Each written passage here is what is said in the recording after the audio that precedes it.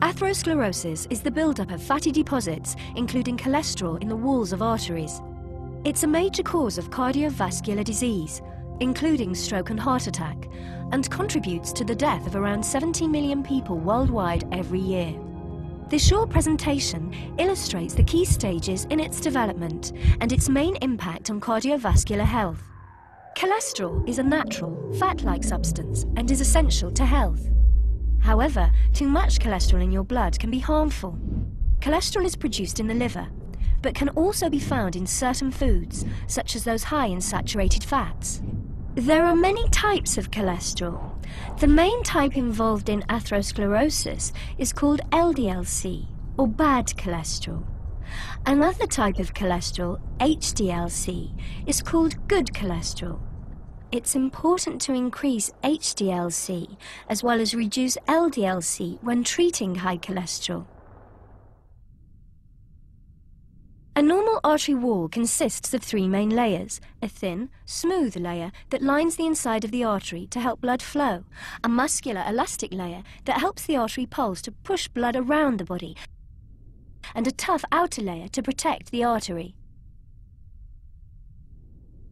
The exact cause of atherosclerosis is not known, but several factors, including smoking, high blood pressure, diabetes, and high cholesterol, are known to damage the smooth lining of the artery and contribute to atherosclerosis. Once this layer is damaged, the bad cholesterol, LDL-C, can get into the wall of the artery. There are four key stages in the development of atherosclerosis. The body tries to defend against the invasion of LDL-C into the artery walls by activating specialized cells called macrophages to consume the LDL-C. They become enlarged cholesterol-enriched cells called foam cells that are embedded in the vessel wall.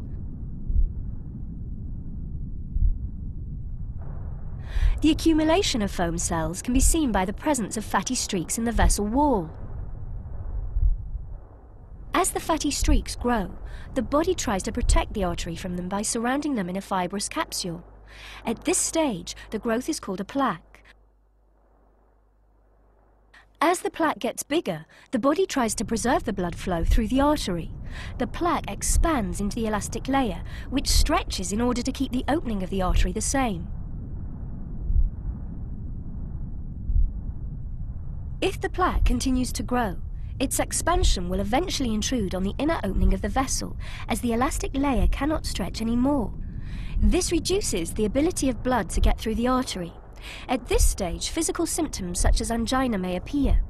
Also, over time, calcium may be deposited in the plaque, making it hard and inflexible.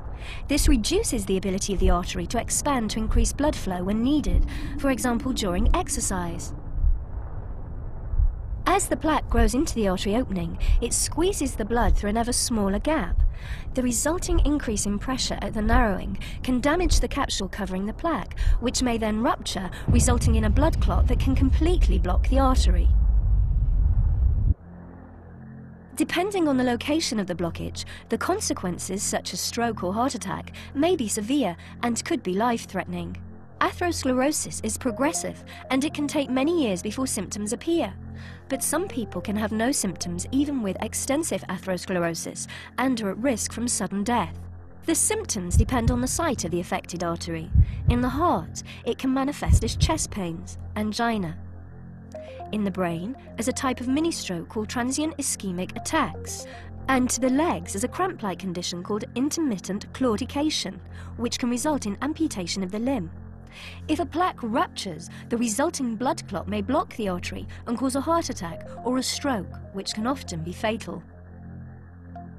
Atherosclerosis may cause the artery wall to weaken, causing it to bulge under the pressure from the blood.